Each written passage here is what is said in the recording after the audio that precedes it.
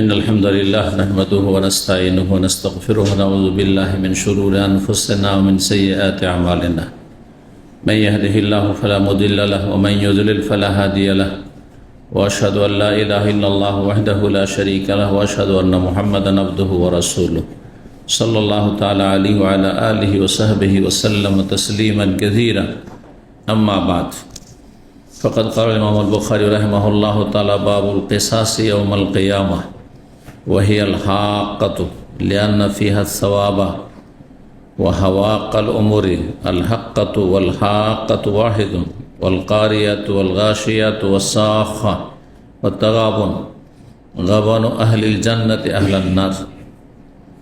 قال حدثنا عمر بن حفص قال حدثنا أبي قال حدثنا الأعمش قال حدثني شقيق قال سمعت عبد الله رضي الله تعالى عنه قال النبي صلى الله عليه وسلم أول ما يقضى بين الناس بالدماء.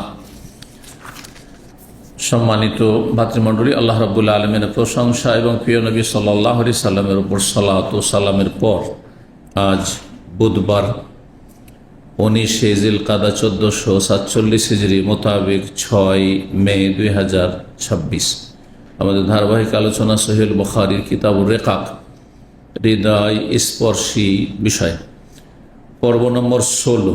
ইমাম বুখারী রাহিমাহুল্লাহর এই পর্বের অধ্যায় নম্বর 48। এই অধ্যায় বলছেন ইমাম বুখারী বাবুল কিসাস ইয়াউমাল কিয়ামা। এই অধ্যায় হচ্ছে কিয়ামতের দিন কিসাস সম্পর্কে, অর্থাৎ প্রতিশোধ গ্রহণ সম্পর্কে। কিসাস মানে হচ্ছে প্রতিশোধ নেওয়া, বদলা নেওয়া।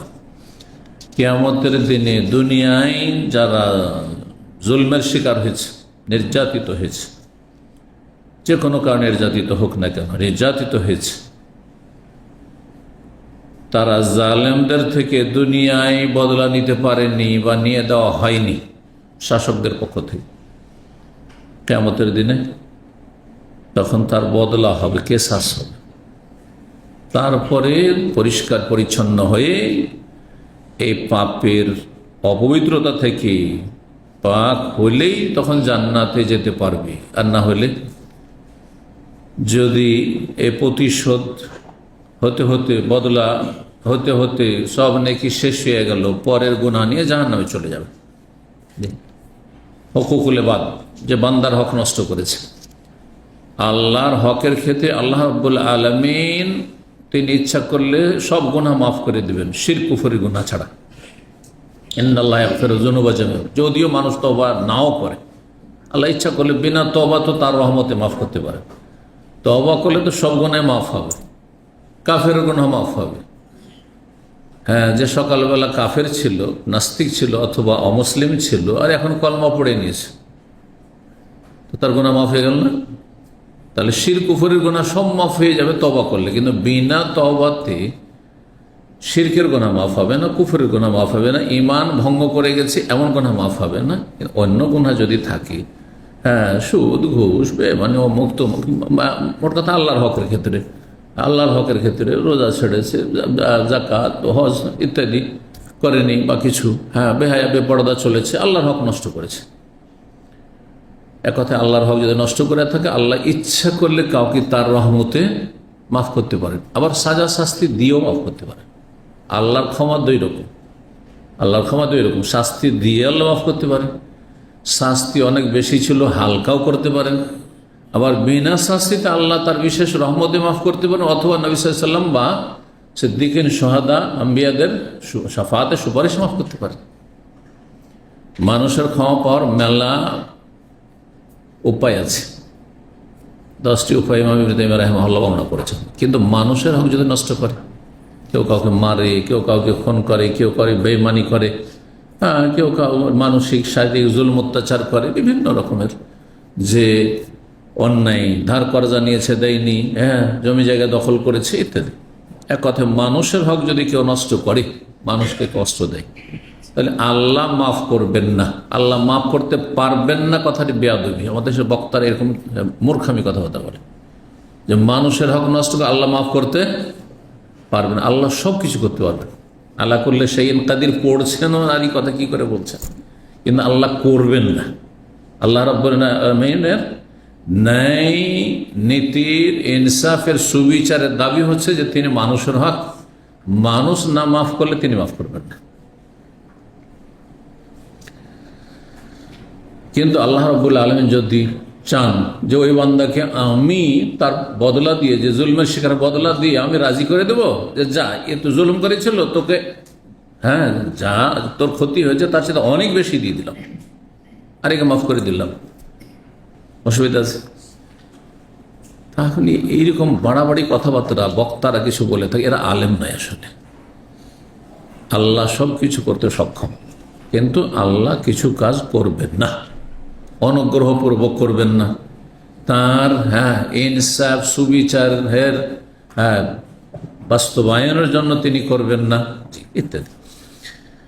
বাবুল কেসাসে আমল কেয়ামা, কেয়ামতের দিনে কেসাস মানে বদলা নেওয়া, প্রতিশোধ নেওয়া সম্পর্কে। এই আমল কেয়ামার কয়েকটি নাম, অনেক নাম রয়েছে, তার মধ্যে এখানে কয়েকটি নাম নিয়েছেন যেগুলো কোরআনে কারীমে আল্লাহ বর্ণনা করেছেন। ওয়াহিয়াল হাক্কা, এই কিয়ামতের দিবসের একটি নাম হচ্ছে আল হাক্কা, সূরা হাক্কা, এই দিয়ে আল হাক্কা তুমাল হাক্কা ওমা আদরাকুম আল হাক্কা। জি, আল হাক্কা চিরসত্য, যাতে সব কিছুই সাব্যস্ত হবে হক থেকে। হক মানে সত্য, হক মানে আপনার ন্যায়, সুবিচার, হক মানে অধিকার, হকের মেলা অর্থ। হক মানে বাস্তবায়ন হয়, হক মানে কোনো কিছুর বাস্তবায়ন। ওয়াহিয়াল হাক্কা, কিয়ামতের একটি নাম হচ্ছে আল হাক্কা। কেন হাক্কা বলা হয়? লিআন্না ফিহা সাওয়াবা, কারণ তাতে বান্দার নেকি সাব্যস্ত হবে। এই যে হক মানে সাব্যস্ত হবে, এটা মানে হক আবার সাব্যস্ত, সর্বস্বীকৃত, যেটা যার অধিকার সেটি। সেখানে দুনিয়াতে সব মানে বদলা পাননি, অনেক ভালো কাজ করেছেন, মানুষের উপকার করেছেন, ক্ষতি করেছে, দুনিয়া পাওয়া যায় না। মালিকের আপনি কাজ করছেন কোম্পানিতে, বড়ই খুলুসিয়াতের সাথে কাজ করেছেন, কিন্তু কোনো মূল্যায়ন হয়নি। আর যারা যত বেশি চুরি করেছে তারই বেশি মূল্যায়ন হয়েছে, হচ্ছে। বাপ মায়ের সাথে বা ছেলে মেয়েদের সাথে অনেক ভালো আচরণ করেছেন, কিন্তু কোনো মূল্যায়ন হয়নি। ছেলে মেয়েকে কত কষ্ট করে মানুষ করেছে। বাপ মায়ের জন্য প্রবাসীরা জীবনের সব অর্জিত ধন সম্পদ সব পাঠিয়ে দিচ্ছেন, তাদের নামে হচ্ছে, কিন্তু আপনার মূল্যায়ন নয়, মূল্যায়ন হচ্ছে ওই ছেলেগুলো যেগুলো বাপের হোটেলে আপনার খরচ খাচ্ছে, বাপের বাড়িতে খাচ্ছে আপনার খরচ। আর তারপরে সমান সমান ধন সম্পদ নিয়ে অনেক সময় আপনাকেই বঞ্চিত করে দিছে। তো দুনিয়াতে সওয়াব, সওয়াব মানে শুধু নেকি না, আমরা আবার আমাদের ভাষা বলি সওয়াব মানে শুধু নেকি, সওয়াব মানে প্রতিদান, বদলা, যার যেটা প্রাপ্য। তো কিয়ামতের দিনে মানুষের প্রাপ্য বা প্রতিদান বদলা সাব্যস্ত হবে। ও হাওয়াক্কাল উমুর, যে কোনো কাজের প্রতিদান সাব্যস্ত হওয়া। জি, এই হাক্কাও বলা হয়, আবার হাক্কাও বলা হয়, আলিফকে হজফ করে তাই বলছেন আল হাক্কাতু ওয়াল হাক্কাতু ওয়াহিদুন, একই অর্থ বহন করে, মানে সাব্যস্ত হওয়া। কিয়ামতের দিনে মানুষের ন্যায্য প্রাপ্য সাব্যস্ত হবে, সব নিজের পাওনা পেয়ে যাবেন। দুনিয়াতে টাকা পয়সা নিয়েছে, ধার করা জানিয়েছে, দেয়নি, অথবা আপনার সাথে ব্যবসা বাণিজ্য করেছে আর বেইমানি করেছে, দুনিয়ায় পাননি, ওখানে পেয়ে যাবেন, উত্তম আকারে পেয়ে যাবেন আপনি, যেটার আপনার সেখানে প্রয়োজন জান্নাত যাওয়ার জন্য। এই দুনিয়া পাওয়ার চাইতে অনেক বেশি সেখানে খুশি হবেন সেটা পেয়ে। যারা এইসব কথা বিশ্বাস রাখে, তাদের টাকা পয়সা কেউ বেইমানি করলে বা তারা জুলমের শিকার হলে কষ্ট পায় না, মানসিক কষ্ট হালকা হয়ে যাবে, আর্থিক কষ্ট হালকা হয়ে যাবে। আমার কয়টা পয়সা মেরে করি, 5,000 রিয়াল, 10,000 রিয়াল, আরে এর চেয়ে তো অনেক বেশি পেয়ে যাবো সেখানে, সেখানে তো আমার প্রয়োজন নাকি। জি, মনে শান্তি হয়ে যাবে। আল কারিয়াত, আর কিয়ামতে একটি নাম হচ্ছে আল কারিয়া। আল কারিয়াত আল কারিয়া, কারা ইয়াকরা মানে নক করা, আঘাত করা। তো কিয়ামতের যে ভয়াবহতা, সেটি মানুষের অন্তরে এমনভাবে আঘাত করবে যে মানুষ ভীত সন্ত্রস্ত হয়ে কি হয়ে যাবে, মাতালের মতো রান্নাসা সোকারা, যেমন সূরা হজ আল্লাহ বলেছেন, মানুষ মাতালের মতো হয়ে যাবে। কারণ মানুষ যখন ভয় পায় তখন অন্তর ভীত সন্ত্রস্ত হয়, তাই না? চমকে উঠে। কি আগে চমকে উঠেছে? অঙ্গ প্রত্যঙ্গ না, আগে ভিতরটা। হ্যাঁ, আপনার হৃদয় চমকে উঠেছে তখন। হ্যাঁ, আপনার গোটা মাথা থেকে পা পর্যন্ত আপনার কেঁপে উঠেছে হঠাৎ করে ভয়। তো ওই আর কারিয়া মানে হচ্ছে আঘাত করা। ওল গাছিয়া, গাছিয়া একসাথ থেকে মানে ঢেকে নেওয়া, আচ্ছাদন করা। হাদিসুল গাশিয়া, গাশিয়া কিয়ামতের বৃত্তান্ত তোমার কাছে কি পৌঁছেছে? কিয়ামতের বর্ণনা কি তোমার কাছে পৌঁছে? হাদিসুল গাশিয়া ওজুহু ইয়াওমাইযিন খাশিয়া, সেদিন কিছু চেহারা অত্যন্ত লাঞ্ছিত হবে, লাঞ্ছিত হবে, মলিন হবে, জাহান্নামীদের চেহারা। আর তারপরে আল্লাহ জাহান্নামীদের কথা বলার পর ওজুহু ইয়াওমাইযিন নাইমা, কিছু চেহারা হবে উজ্জ্বল, নাইমা সতেজ, স্বতঃস্ফূর্ত, সজ্জীবিত, হ্যাঁ তরতাজা। যেমন যারা দুনিয়া খুব সুখী, হ্যাঁ কোনো রকমের অশান্তি নেই, দেখবেন তাদের চেহারা, খাওয়া দাওয়া চলাফেরা কোনো কিছুতে অশান্তি নেই, চেহারা দেখলে বোঝা যায় যে কত সুখে আছে। আরব দেশ থেকে যারা এখানে ঠান্ডাতে কাজ করেন বা গরমে কাজ করেন, আবার দেশ থেকে ভালোই আসে। এটা কিন্তু আমি দেখেছি, যারা এখানে রোদ্রে গরমে কাজ করে তারা দেশে গেলে সুন্দর সুঠাম হয়ে আসে, ফর্সা হয়ে আসে।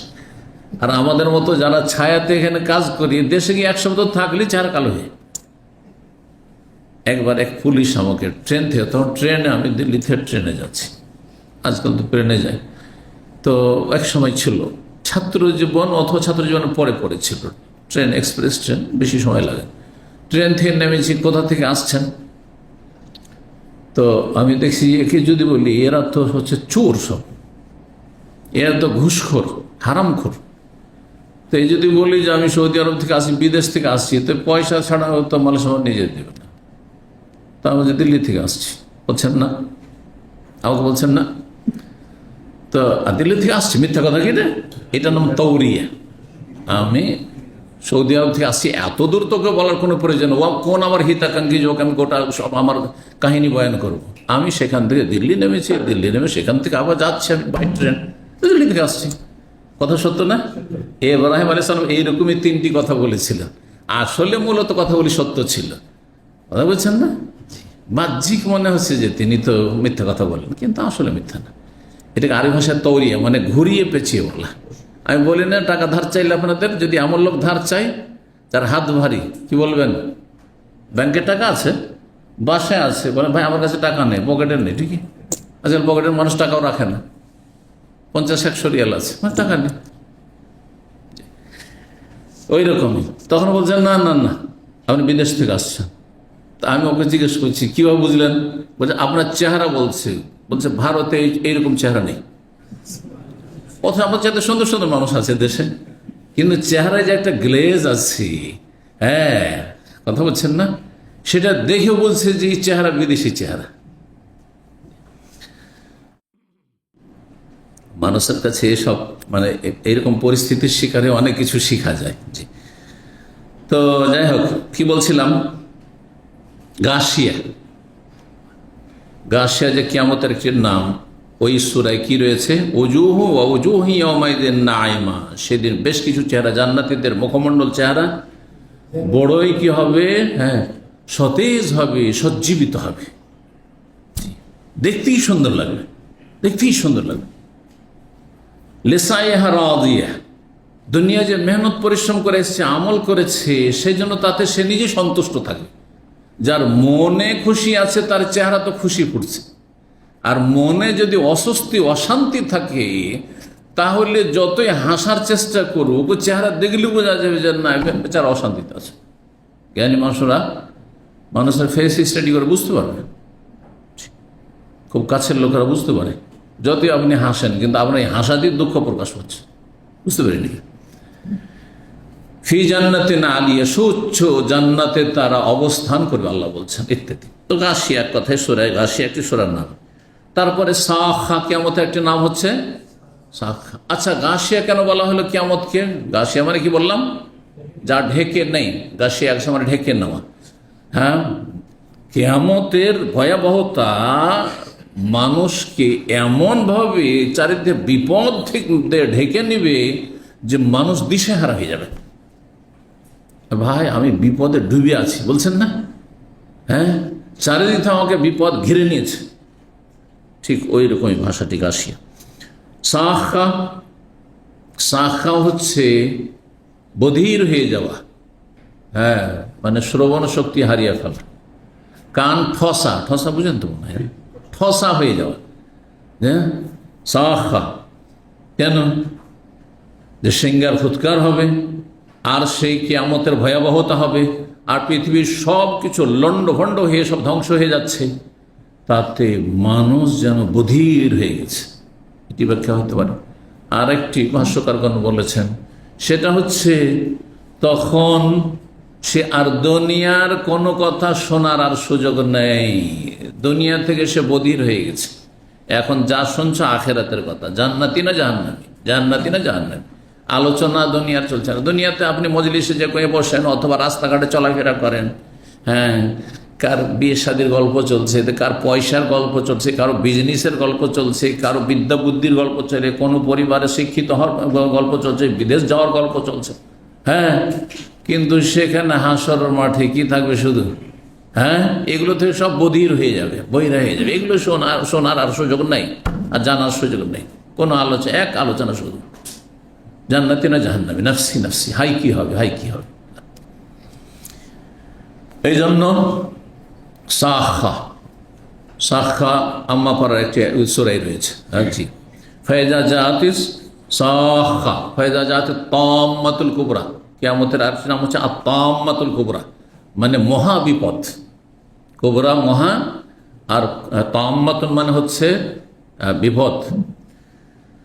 তাগাবুন, যালিকা ইয়াউমুত তাগাবুন, সূরা তাগাবুন একটি সূরার নাম হচ্ছে তাগাবুন। তাগাবুন গবন থেকে, গবন মানে লস হয়ে যাওয়া, গবন মানে লস হয়ে যাওয়া। জাহান্নামীর ক্ষতিগ্রস্ত, যেমন দুনিয়ার ব্যবসা বাণিজ্য ধস নেমে যায়, লস হয়ে যায়, ঠিকই তেমনি জাহান্নামীদের লস হবে। জাহান্নামীদের জন্য কিন্তু জান্নাতে জায়গা ছিল, আল্লাহ তৈরি করে। সব লোক, সমস্ত মানুষ, যত কাফের, যত বেদিন, যত মুসলিম সমাজের পাপিষ্ট যারা জাহান্নামে যাবে, তাদের প্রত্যেকের জন্য, শুধু জান্নাতীদের জন্য জান্নাতে জায়গা নেই, জান্নাতে জাহান্নামীদেরও জায়গা ছিল, কিন্তু সেই জায়গা কি করেছে? সে লস করেছে, হারিয়ে দিয়ে সে জাহান্নামের বাসিন্দা হয়েছে।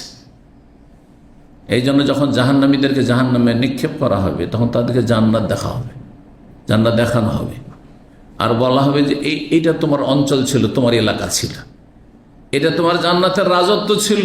কারণ ছোটখাটো জায়গা নয় যে একটা বিল্ডিং, শুধু এই ইসলামী সেন্টারের বিল্ডিং এর মতো একটা বিল্ডিং জান্নাত হবে। বরং আল্লাহ কি বলছেন? এক একজন সর্বনিম্ন সাধারণ একজন জান্নাতের জন্য মুলকান কবিরা, বিশাল রাজত্ব, বিশাল রাজত্ব। সব শেষে যে জাহান্নাম থেকে উঠে আসবে জান্নাতি হবে। জাহান্নামে জ্বলে জ্বলে জ্বলে পাপিষ্ট মুসলিম সমাজের সাজা শাস্তির পরে জান্নাতে আসবে। তাকে বলা হবে, আচ্ছা তুমি নিজের আকাঙ্ক্ষা প্রকাশ করো, তোমার আশা কতটা, কি চাও, কি চাও? আল্লাহ যথেষ্ট, আল্লাহ তুমি জান্নাত দিয়ে দিচ্ছ, যথেষ্ট তো। আল্লাহ তারপরে বলবে যে এই যে দুনিয়ার আশা তামসালি 10 গুণ আরো বেশি, যে তাহলে এই পৃথিবীর 10 গুণ বেশি বিশাল কি একজন সে জাহান্নামে জ্বলে জ্বলে যে আদনা নিম্ন শ্রেণীর জান্নাতি। তাহলে যারা আপার ক্লাসে জান্নাতি, মধ্যম ক্লাসে জান্নাতি, চিন্তা করুন তো দেখি। ওয়াইজা রাআইতা সাম্মা, আল্লাহ বলছেন জান্নাত যখন তোমরা দেখবে, দেখতে পাবে, রাআইতা নাঈমান, শুধু নিয়ামত আর নিয়ামত দেখবে, ভোগের সামগ্রী আর সামগ্রী দেখবে, নাঈমান ও মুলকান কবীরা, এবং বিশাল রাজত্ব দেখবে, বিশাল রাজত্ব দেখবে। আল্লাহু আকবার। আল্লাহ যেন আমাদের সকলকে জান্নাতুল ফিরদৌস দান করেন, জাহান্নামের আযাব থেকে রক্ষা করেন। তাগাবন এই জন্য কিসের নাম? ইয়ামুত তাগাবন। হ্যাঁ, লসের দিবস। কার লস? জাহান্নামীদের লস হয়েছে, অথচ ওদের জায়গা ছিল কোথায়? জান্নাতে। ওই জায়গায় লস খেয়েছে, ওই জায়গাগুলি দেখিয়ে দেওয়া হবে তাদেরকে, এই জায়গা তোমাদের ছিল, এই জান্নাতের স্থান ছিল, সেটা তোমরা যেহেতু যাওয়ার যোগ্যতা লাভ করনি, কুফুরি অবস্থায় অথবা মহা পাপ নিয়ে আল্লাহর সামনে হাজির হয়েছে, জাহান্নামে যাচ্ছ, তোমাদের জায়গায় জান্নাতীদেরকে দিয়ে দেওয়া হয়েছে। জান্নাতি নিজের জায়গা তো পাবে, ওই যে জাহান্নামীদের জায়গায় চিন্তা করুন, যে জাহান্নামী 1999 জন গতকালকে পড়েছেন, এই 999 জন জাহান্নামে চলে গেল, এই জাহান্নামীদের জায়গাগুলি জান্নাতীদের মাঝে ভাগ বন্টন করে দিয়ে দেওয়া হবে। চিন্তা করতে পেরেছেন?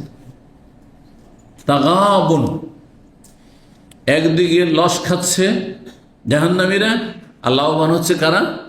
জান্নাতীরা। যালিকা আমুত তাগাবুন, এটি হচ্ছে সে তাগাবুন। কাফেরদের জন্য, জালেমদের জন্য, পাপিষ্ঠদের জন্য বড়ই লসের দিবস। তাই বলছেন ইমাম বুখারী রাহিমাহুল্লাহ তাফসীর করে তাগাবনের, গাবানু আহলিল জান্নাহ আহলান নার, জান্নাতীরা লাভবান হবে জাহান্নামীদের জায়গা যে তারা হাতছাড়া হইল তা দ্বারা। অর্থাৎ জাহান্নামীরা লস খাবে, ক্ষতিগ্রস্ত হবে, তাদের জান্নাতের যে জায়গা আল্লাহ রেখেছিলেন, জান্নাতের যোগ্যতা লাভ করতে পারেন, কুফরি অবস্থায় মারা গেছে, ঈমান ভঙ্গ করে মারা গেছে, অথবা জাহান্নামী হয়েছে, যেভাবে হোক না কেন, সেজন্য তাদের জায়গাগুলি কাকে দিয়ে দেওয়া হয়েছে? আহলাল জান্নাহ, জান্নাতীদেরকে দিয়ে দেওয়া হয়েছে। 6533 নম্বর হাদিস বর্ণনা করছেন আব্দুল্লাহ বিন মাসউদ রাদিয়াল্লাহু তাআলা আনহু। তিনি বলেন, কালান নবী সাল্লাল্লাহু আলাইহি ওয়াসাল্লাম, নবী সাল্লাল্লাহু আলাইহি ওয়াসাল্লাম বলেছেন, আউয়ালু মা ইউকযা বাইনান নাস, সর্বপ্রথম মানব জাতির মাঝে যেই বিচার ফয়সালা করা হবে, ইউকযা কাযা, যে বিচার ফয়সালা করা হবে বিচার দিবসে, হাসরের মাঠে, কিয়ামতের দিনে, বিদ্যমায়ে, সেটা খুন সম্পর্কে, রক্তপাত সম্পর্কে, কে কাকে খুন করেছে, কে কতজন খুন করেছে, কে কিভাবে খুন করেছে, এর বিচার আগে হবে। বুঝতে পারলেন না? জানা ছিল হাদিস না, এই প্রথম শুনলেন? যদি কেউ জিজ্ঞাসা করে, তা আপনারা তো জানেন প্রসিদ্ধ হাদিস যে সর্বপ্রথম হিসাব হবে কিসের? সালাতের, নামাজের হিসাব হবে। আউয়ালা মা ইউহাসাবু হলি আবদু ইয়াউমাল কিয়ামাতি সালাতু, প্রথম নামাজের হিসাব হবে। এই হাদিসে বলা হচ্ছে কিসের বিচার হবে? খুনের বিচার হবে, খুনির বিচার হবে। কেন খুন করেছিল? সাংঘর্ষিক। এখানে ইউকযা বলা হয়েছে, ওখানে ইউহাসাব বলা হয়েছে। হিসাব নেওয়া পৃথক জিনিস, আর বিচার ফায়সালা। বিচার ফায়সালা, মীমাংসা মানব জাতির হকের ক্ষেত্রে, বান্দার হকের ক্ষেত্রে, বান্দার হকের সাথে সম্পর্ক। আর নামাজ ত্যাগ করা, এটি আল্লাহর হকের সাথে সম্পর্কিত।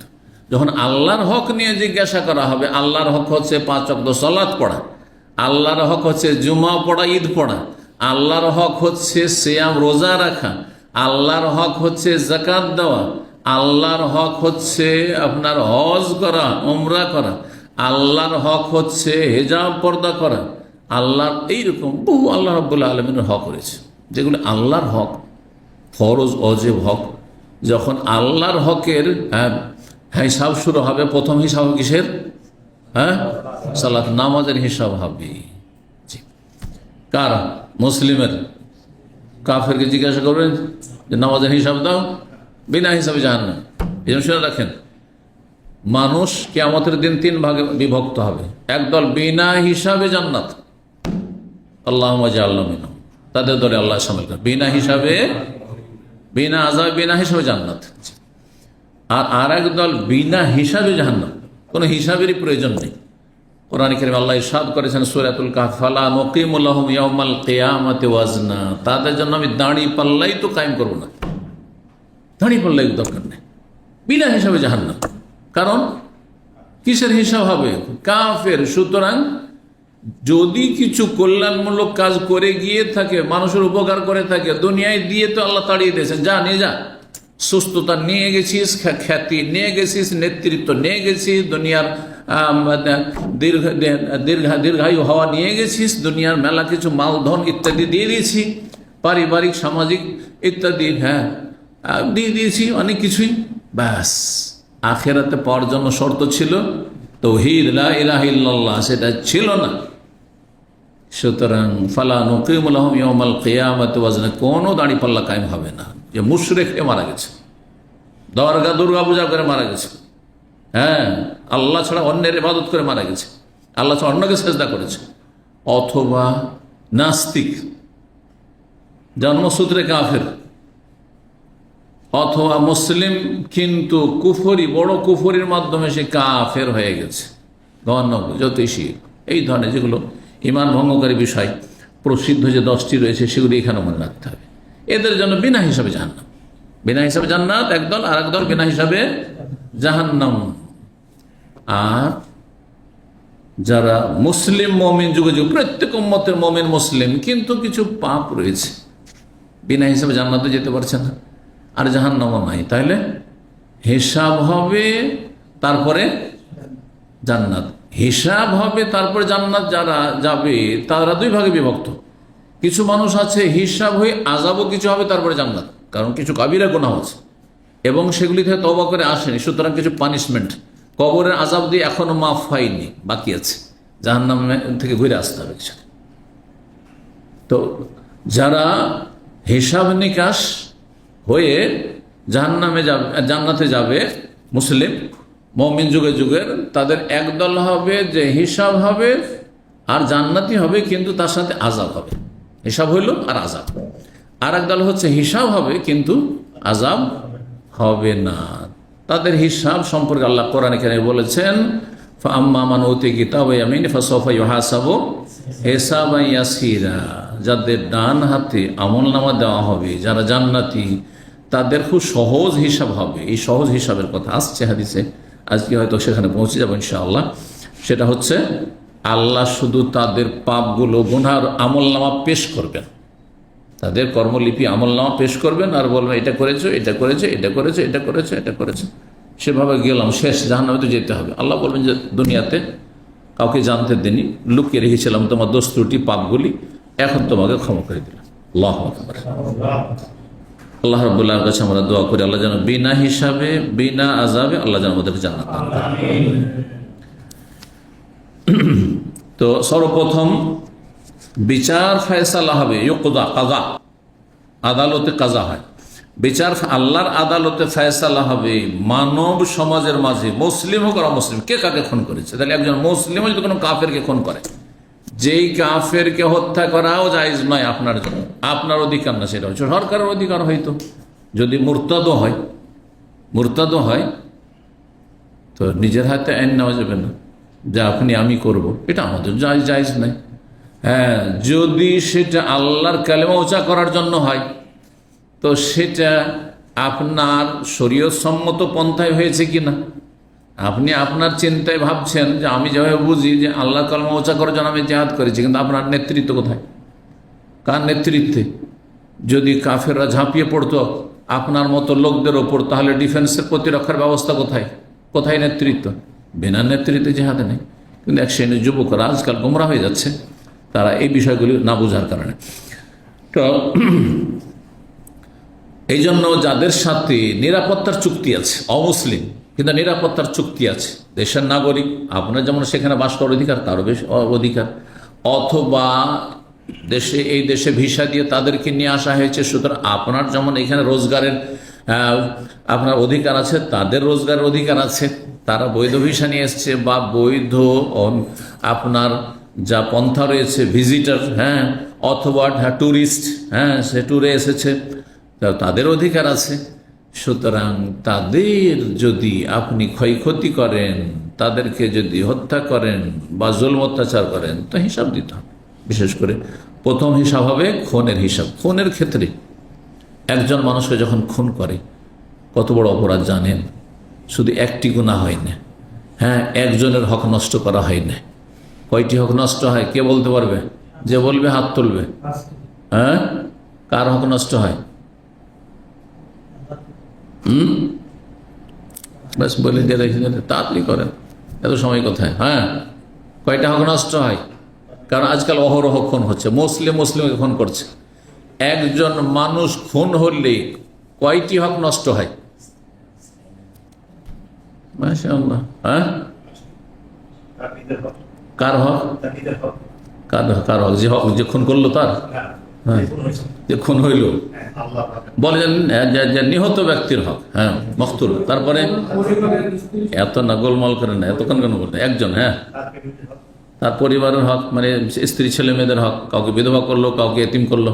হ্যাঁ, হ্যাঁ, বাপ মা অসহায় ছিল, হয়তো বৃদ্ধ ছিল, বা প্রিয়জন। হ্যাঁ, বৃদ্ধ থাকা না, প্রিয়জন আপনজন কে হারাতে চায়? জি। আর প্রতিবেশী, হ্যাঁ, স্ত্রী সন্তান একসাথে করা যেতে পারে। হ্যাঁ, আল্লাহর হক নষ্ট করলো, আল্লাহর হক নষ্ট করলো। আল্লাহর হক আল্লাহ ক্ষমা করতে পারেন, ঠিক না? আর তার জন্য, ক্ষমার জন্য ধরেন আপনার কেসাস হইল, কেসাস যদি হয়, কেসাস তো আজকাল হয় না, মৃত্যুদণ্ড হয় না। আচ্ছা, যেমন সৌদি আরব মৃত্যুদণ্ড হয়ে গেল, কেসাস হয়ে গেল, খুনের বদল খুন হয়ে গেল, তাহলে আল্লাহ রাব্বুল আলামিনের হক নষ্ট করেছিল, খুনের বদল খুন করা হইল। তাহলে একজনকে খুন করেছিল, তাকে খুন করা হইল, তাই না? এতে আল্লাহর হক আদায় হয়ে গেল, আল্লাহ হিসাব তাই সেটা নেবেন না, শাস্তি দেবেন না। কিন্তু যেই লোকটি বেঁচে থাকতো তাকে দুনিয়া থেকে বিদায় করেছে, এর প্রাণটাকে ফিরে আসবে, জীবনটা ফিরে আসবে? হ্যাঁ, এর হকটা কোথায় আদায় হইল? এটা আদায় হলো না তাহলে। আচ্ছা, যাদেরকে অসহায় করে দিল, ইয়েতিম বিধবা বানাইল, তাদের হক কি আদায় হলো? খুনের বদল খুন হলো, ওরা কি পেল? বুঝতে পেরেছেন? এই জন্য কঠিন বিষয়টি। 5টি শাস্তির কথা রয়েছে, 5টি শাস্তির কথা, গোলমাল করে দেবেন না। কয়টি শাস্তির কথা রয়েছে? খুনির জন্য 5টি শাস্তির কথা রয়েছে। কাফের কি, অমুসলিমকে কেউ যদি খুন করে কিন্তু তার নিরাপত্তা রয়েছে, এই নয় যে আপনি জিহাদের ময়দানে তাকে হত্যা করেছেন, শরীয়ত সম্মত নয়, তাহলে জাহান্নামে যেতে হবে। লাম ইয়ারাহা রায়হাতাল জান্নাহ, জান্নাতের সুগন্ধি পর্যন্ত পাবেন না। এই জন্য খুনের বিষয়টি অত্যন্ত অত্যন্ত গুরুত্বপূর্ণ। একজন মুসলিম কখনো খুনি হইতে পারে না। খুনি যখন হয়ে গেল, সেই ব্যক্তি জাহান্নাম থেকে নিরাপদ নয়, জাহান্নাম থেকে নিরাপদ নয়। যেই ব্যক্তি নিহত হয়েছে তার হক আদায় করা কোনো কিছুতে সম্ভব না। দিয়ে এত রক্তপণ দিল, ক্ষতিপূরণ দিল, পেল, পরিবার ভোগ করলো, সে কি পেল? এই জন্য হাদিস রয়েছে, হাসরের মাঠে এই যে খুনির বিচার হবে, খুনের যখন বিচার হবে তখন যে খুন হয়েছে সে ওই খুনিকে, কাতেল হত্যাকারীকে ধরে টেনে হেঁচড়ে নিয়ে আসবে, টেনে হেঁচড়ে নিয়ে আসবে, হাত্তা ইউদনিয়াহু ইলাল আরশে, আরশের কাছে নিয়ে এসে হাজির করে দেবে রব্বুল আলামিনের। আর বলে, ইয়া রব্বে, হে আল্লাহ, সাল হাযা ফিমা কাতালানি, একে জিজ্ঞাসা করুন আপনি যে কেন আমাকে খুন করেছে, আমাকে দুনিয়াতে বেঁচে থাকতে কেন দেয়নি সে? আমি তো দুনিয়াতে থাকতে চাইছিলাম, সবাই দুনিয়া থাকতে চাই, আমার স্ত্রীর সাথে আমাকে থাকতে দেয়নি কেন? আমার ছেলে মেয়ের সাথে কেন থাকতে দেয়নি? সাল হাযা, একে জিজ্ঞাসা করেন, ফিমা কাতালানি, কি কারণে, কি অপরাধ করেছি যে আমার রক্ত কি হালাল হয়েছে তার জন্য নাকি? কেন খুন করেছে? জি, সুতরাং কঠিন ব্যাপার। এই গুনাহ থেকে কি করে মুক্তি পাবেন সেই দিন? জি, আর কেসাস সেখানে হবে, বদলা হবে। জি, সেই দিন নিঃস্ব সর্বহারা হয়ে যাবে সেই ব্যক্তি, যতই আমল থাকে না কেন, যতই মুসল্লি হোক না কেন, যতই ভালো মানুষ হোক না কেন, কিন্তু খুনের সাথে জড়িত, সে সরাসরি জড়িত থাক, অনেক সময় সরাসরি জড়িত নয়, কিন্তু এক শ্রেণী মুসলিম পরোক্ষভাবে জড়িত, ইশারা ইঙ্গিতে জড়িত। হ্যাঁ, পরামর্শ দিয়েছে, অথবা যে খুন করেছে তাকে সে নিরাপত্তা দিয়েছে, হ্যাঁ, তার অপরাধকে গোপন করেছে, তাকে আশ্রয় দিয়েছে, তাতে জড়িত আপনি। 6534 নম্বর হাদিস বর্ণনা করেছেন আবু হুরায়রা রাদিয়াল্লাহু তাআলা আনহু, আন্না রাসূলুল্লাহ সাল্লাল্লাহু আলাইহি ওয়াসাল্লাম রাসূল বলেছেন, মান কানাত ইনদাহু মাজলিমাতুন লিআখিহি, কোন ব্যক্তির যদি হক অধিকার থাকে তার ভাইয়ের মানে অন্য মানুষের, এই নয় যে শুধু মুসলিম ভাইয়ের, অমুসলিমেরও টাকা পয়সা মারা জায়েজ নাই, হ্যাঁ, হক নষ্ট করা জায়েজ নাই। হকের ক্ষেত্রে পাওনার ক্ষেত্রে, প্রাপ্যর ক্ষেত্রে মুসলিম অমুসলিম সমান। একজন মুসলিমের ধার কর্জা নিয়ে যদি না দেন যেমন অপরাধ, তেমনি একজন কাফেরও যদি ধার কর্জা, একজন বেনামাজি বেদিন নাস্তিকেরও যদি ধার কর্জা নিয়ে দেন, একই রকম অপরাধ। জি, একজন মুসলিম নামাজির বেতন দেননি, কাজ করে নিয়েছিলেন, হ্যাঁ, সাপ্লাই, একশো নামাজ দিনই বাইরে কিন্তু সাপ্লাই করছে, সাবধানেরা। জি, আর একজন অমুসলিমের, এটা মনে করলে হবে না যে মুসলিমটার দিয়ে দিই, অমুসলিমটা হালকা, না, একই সমান, হকের ক্ষেত্রে সমান। সুবিচার ইনসাফ পাওয়ার ক্ষেত্রে ইসলাম যে শিক্ষা দিয়েছি সেটি হচ্ছে সমান। আমানতের ক্ষেত্রে আমানত রক্ষা করা যেমন মুসলিমের তেমন অমুসলিম। আখলাকিয়াত যেগুলো, হ্যাঁ, চরিত্রের বিভিন্ন দিক রয়েছে, সেগুলির ক্ষেত্রে মুসলিম অমুসলিম সমান। আমার সে কাছের মানুষ, সে আল্লাহর খাস বান্দা, ভালো মানুষ, তাকে আমি অন্তর থেকে ভালোবাসি, তাকে অন্য কিছু দেব, আদর আপ্যায়ন করে, সেটা ভিন্ন, কিন্তু তার, হ্যাঁ, পারিশ্রমিক, তার অধিকারের ক্ষেত্রে মুসলিম অমুসলিম সমান। আমানত রক্ষার ক্ষেত্রে মুসলিম অমুসলিম সমান। এই বিষয়গুলি অমুসলিমদের সামনে তুলে ধরেন আপনার, যাতে ইসলাম সম্পর্কে তাদের একটা ভালো ধারণা হয়, সঠিক ধারণা আসে। ইসলাম সম্পর্কে তারা কিছুই জানে না, আর জানার চেষ্টাও করে না, যার ফলে তারা জাহান্নামের, হ্যাঁ, ইন্ধন হয়ে থেকে যাচ্ছে। এরা দুনিয়াতেও অভিশপ্ত হয়ে থাকছে। এদের অনিষ্ট থেকে আল্লাহ রাব্বুল আলামিন মুসলিম উম্মাহ রক্ষা করুন। কারো যদি ভাইয়ের মানে মানুষের কোনো হক, মাজলেমা মানে জুলম, অত্যাচার করেছে, এই রকমের হক, এই জন্য মাজলেমাতের অর্থ করলাম কারো হক যদি থাকে, ফালিয়াতাহাল্লালহু মিনহা, তাহলে তার থেকে যেন সে মুক্তি লাভ করে। আরবিতে তাহাল্লুল বলা হয়, কারো যদি হক নষ্ট করে থাকেন তাকে গিয়ে বলবেন যে ভাই আমাকে অব্যাহতি দাও, আমাকে মুক্ত করো। সেটা তার টাকা পয়সা বেমানি করেছেন অথবা ধার করেছেন, তার পরিশোধ করার মাধ্যমে হোক, পরিশোধ করে মাপ চেয়ে নেন, আপনি বিলম্ব করেছেন। আর যদি না পারেন, অভাবী অসহায়, অথবা তাকে একদিন অপমান করেছেন, আপনি বেইজ্জত করেছেন বা মারধর করেছেন, হ্যাঁ, গিয়ে বলবেন ভাই আপনাকে অপমান করেছি, আমাকে মাফ করে দেন, আপনার গীবত করেছি, আমাকে মাফ করে দেন, হ্যাঁ, আপনার চুগলখড়ি করে আপনার বন্ধুর সাথে শত্রুতা আমি করিয়ে দিয়েছিলাম, আমাকে মাফ করে দেবেন। জি, আমি আপনার সম্পর্কে মিথ্যা বলেছি, আমাকে মাফ করে দেবেন। কারণ এগুলোর ক্ষেত্রে তো প্রতিশোধ চলে না, হ্যাঁ, যে আমি মিথ্যা বলেছি আপনার সম্পর্কে, আমার সম্পর্কে আপনি মিথ্যা বললেন, চলবে? তাহলে এখানে কি করতে হবে? ক্ষমা নিয়ে নিতে হবে। এই জন্য আমরা বলি যে যদি ক্ষমা নেওয়ার বিষয় হয় তো ক্ষমা নেবে। আর যদি দেখা যায় না এটি শুধু ক্ষমা নয়, তাতে কিছু একটা অধিকার হক রয়েছে যেটা আপনি পেমেন্ট করতে পারবেন, পরিশোধ করতে পারবেন, তাহলে টাকা পয়সা, এই নয় যে কারো 5,000 রিয়াল নিয়েছেন, দান, তারপর বলছেন ভাই আমাকে মাফ করে দাও, চলবে না? টাকাটা দাও, তারপরে মাফ চাও, বিলম্ব করেছো তুমি, হ্যাঁ, তার অনেক কাজে আসতো এটা, হ্যাঁ, 2 বছর 3 বছর ধরে তোর টাকাটা তুমি এভাবে রেখেছো, সুতরাং তখন ক্ষমা চাও। কিন্তু বলবে না ভাই মাফ করে দেন, চলবে না? মোটেই না। দিতে পারছেন না, একবারে অপারক সত্যিকারের, তখন যদি আপনি বলেন আর তার আপনার মায়া হয়, রহম হয়, আর সে যদি বলে যে আমি মাফ করে দেব, তুমি যখন একেবারে অসহায়, পারছ না, আমি মাফ করে দিলাম, মাফও করতে পারে, আবার সে দাবি রাখতে পারে, তার অধিকার রয়েছে। তার কাছ থেকে যেন মুক্ত হয়ে যায়।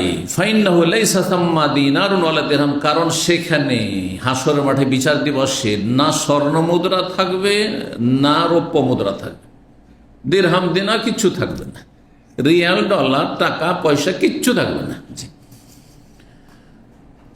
মিন কাবলে আন ইউখাযা লিআখি মিন হাসানা, তাহলে কি দিয়ে পরিশোধ করতে হবে? দুনিয়ায় যদি আপনি পরিশোধ না করেন, তাহলে মানুষের হক নষ্ট করে চলে যান, তাহলে তার আগেই, এই পরিস্থিতির সম্মুখীন হওয়ার আগেই তুমি দুনিয়াতে তার থেকে মুক্ত হয়ে যাও। যে ইউখায লিআখি মিন হাসানাতি, যেই ভাইয়ের হক নষ্ট করেছো, যে মানুষের হক নষ্ট করেছো, তার জন্য নেওয়া হবে মিন হাস, তার নেকি থেকে, নেকি থেকে নেওয়া হবে, নেকি নিয়ে নেওয়া হবে তার ব্যালেন্স থেকে। ফাইন লাম ইয়াকুন লাহু হাসানাত, নেকি নেই, মানুষের এত হক নষ্ট করে গেছে, নেকি দিতে দিতে শেষ হয়ে গেছে, নেকি দিতে দিতে শেষ হয়ে গেছে, অথবা নেকি নেই, পাপিষ্ঠ, অনেকের হক নষ্ট করেছে, পাপিষ্ঠ, কোন নেকি নেই, নামাজ ছিল না, রোজাও ছিল না, হজও ছিল না, যাকাত ছিল না, এগুলো নেকি হইতো, তো এইগুলো নাই, আর মানুষের হক নষ্ট করে গেছে। অমুসলিম, যে অমুসলিম, মুসলিমকে খুন করছে, অথবা অন্য কোনো মানুষকে, অন্য পার্টির লোককে খুন করছে, অমুসলিম অমুসলিমকে খুন করছে, অথবা অমুসলিম মুসলিমকে খুন করছে, তার তো কোনো নেকি নেই। কারণ নেকির বদলা দুনিয়াতে যদি কিছু থেকে থাকে দিয়ে দিয়ে শেষ করে দেয়, নেকি তো শেষ।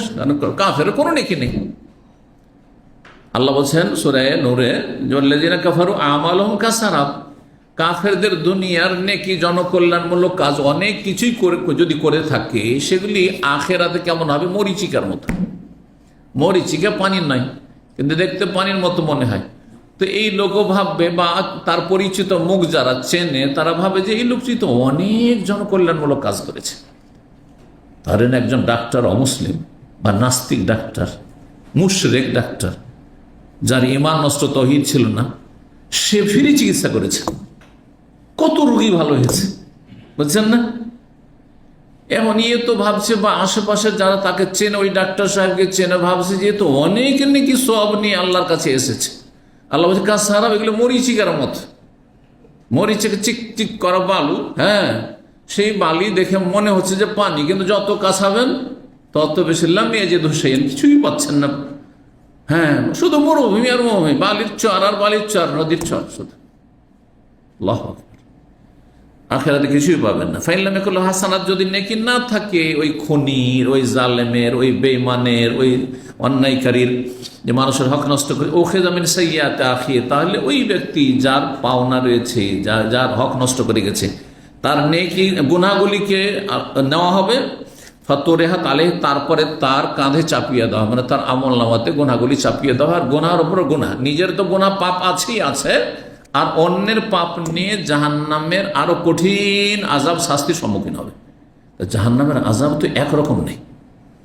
ধরেন একজন সুদখোরের আযাব, একজন ঘুষখোরের আযাব, একজন জানাকারীর আযাব, একজন মদখোরের আযাব, একজন গীবতকারীর আযাব, একজন সিম্পল কাফের আযাব, আর একজন কাফের মদখোর, শুকরের গোস্ত খাওয়া, আর লুচ্চা চরিত্রের, আর খুনি, আর বহু পাপ করে গেছে। তাহলে এই জাহান্নামের শাস্তি বাড়তে আছে। হয় যত অপরাধ বেশি, তত বেশি জাহান্নামের শাস্তি তার বৃদ্ধি হতেই আছে। জিদনাহুম আযাবান ফাওকাল আযাব, কোরআনে একটি আয়াত রয়েছে, তাদের আযাব শাস্তির ওপর আরো আযাব শাস্তিকে আল্লাহ বৃদ্ধি করবেন। আল্লাহ আমাদেরকে আফিয়াতের সাথে রাখুন দুনিয়া এবং আখিরাতে।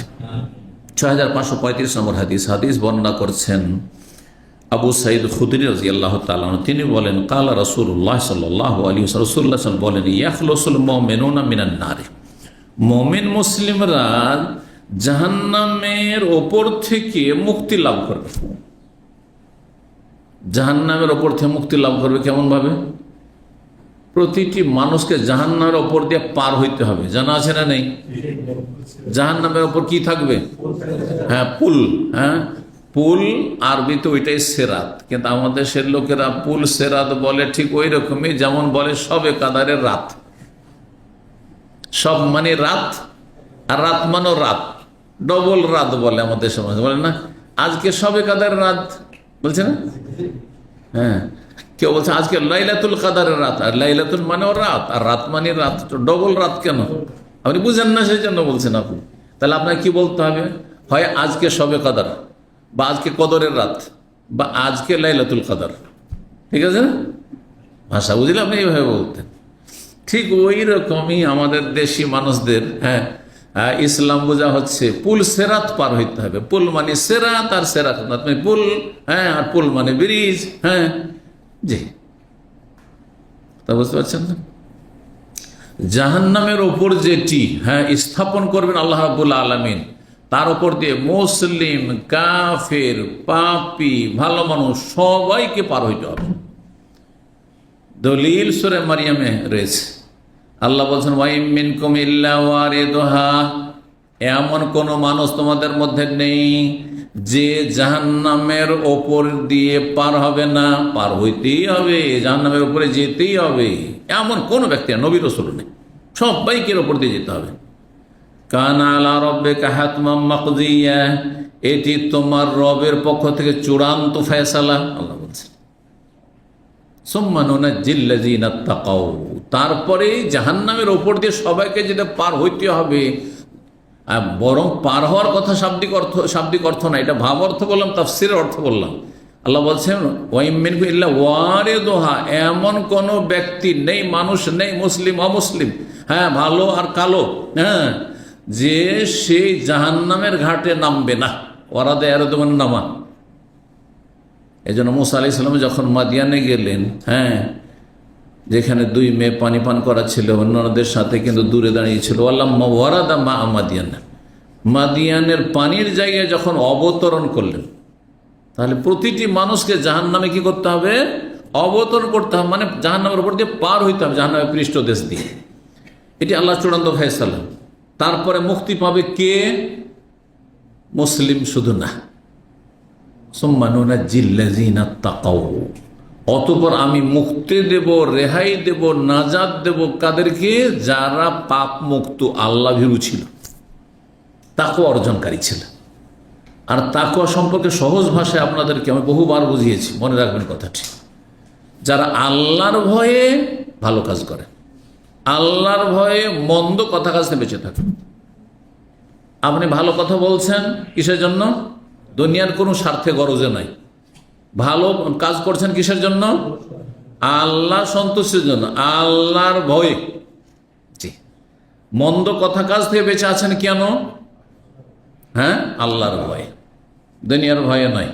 দুনিয়ার লস হয়ে যাবে, শরীর স্বাস্থ্য খারাপ হয়ে যাবে, হ্যাঁ, বিড়ি স্মোকিং করলে, হ্যাঁ, স্বাস্থ্যের আপনার ঝুঁকি রয়েছে, ক্ষতি হবে, তো অমুক হবে, আর তারপর এটা আমার ভালো লাগে না, খারাপ লাগে, হ্যাঁ, বন্ধুটা খুব খারাপ লাগে না, এইগুলোর জন্য আমি করি না। না না না না, দেখুন আমাদের দেশের মানুষরা কিন্তু বলে আমার কোনো নেশা নেই। কিছু মানুষ নিজেকে অনেক ভালো দেখায়, সে যদি বলেন যে ভাই একটু চা খান, আমার কোনো নেশা নেই, ও মনে করে চার বিড়ি আর সিগারেট আর জর্দা সব সমান, হালাল হারাম সবকে দিল সমান করে। কত জেহালত আমাদের সমাজে।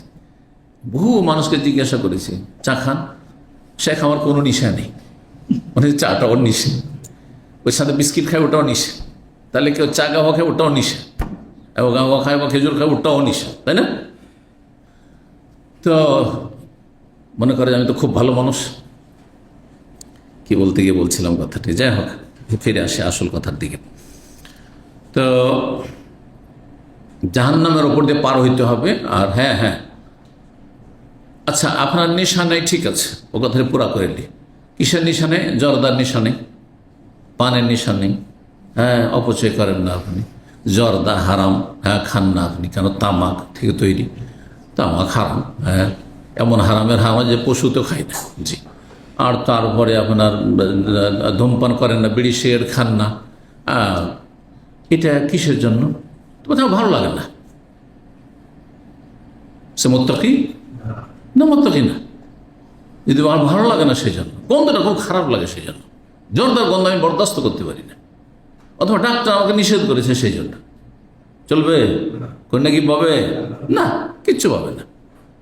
সম্মানুনা জিল্লাজিনা তাকাও, আল্লাহর ভয় যারা হারাম থেকে বেঁচেছে, আল্লাহর ভয় যে হারাম থেকে বাঁচবে, ও এখানে পর্নোগ্রাফি দেখবে না নেকির মজলিসে, আর নির্জনের রুমেও দেখবে না। কথা বুঝতে পেরেছেন? সব জায়গায় একই রকম, সব জায়গায় একই রকম। এলেম শিখবে সব জায়গায়, সব জায়গায়। এখানে থাকলো দিন শিখার চেষ্টা করবে, দেশে গেল প্রতিকূল অবস্থায় থাকলো সেখানে জ্ঞান চর্চা করা, দিন চর্চা করার চেষ্টা করবে।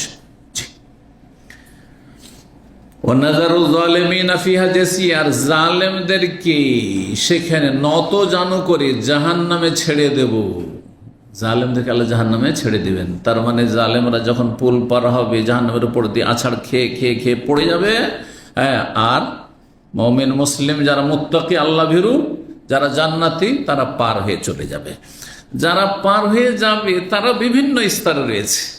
হ্যাঁ, কিছু লোক তো একবারে, হ্যাঁ, বিদ্যুতের গতিতে যাবে, আরও বিস্তারিত রয়েছে। আর কিছু লোক আস্তে ধীরে যাবে, কিছু লোক আস্তে ধীরে যাবে, কিছু লোক যাবে কিন্তু হোঁচট খেতে খেতে যাবে, এই দিকে লাগছে ওই দিকে লাগছে, আঘাত খাচ্ছে, হ্যাঁ, যে দুই পাশে আর যে আপনার ধারালো যে প্রাচীর দেওয়া আছে সাথে সে আঘাত খাচ্ছে, ক্ষতবিক্ষত হচ্ছে এইভাবে। কারণ দুনিয়াতে পাপ ছিল, কিন্তু মুসলিম বিভিন্ন পাপ ছিল, শাস্তি পাপ আর ক্ষতবিক্ষত হওয়া, আর তারপরে তখন গিয়ে জাহান্নামটা পার হইতে পারবে। আচ্ছা, জাহান্নাম তো পার হয়ে গেল, এই বড় পুল তো পার হইল, এখন শোনেন, আমি ভাবছিলাম যে পুল পার হয়ে গেল, তো জান্নাত পেয়ে গেল না।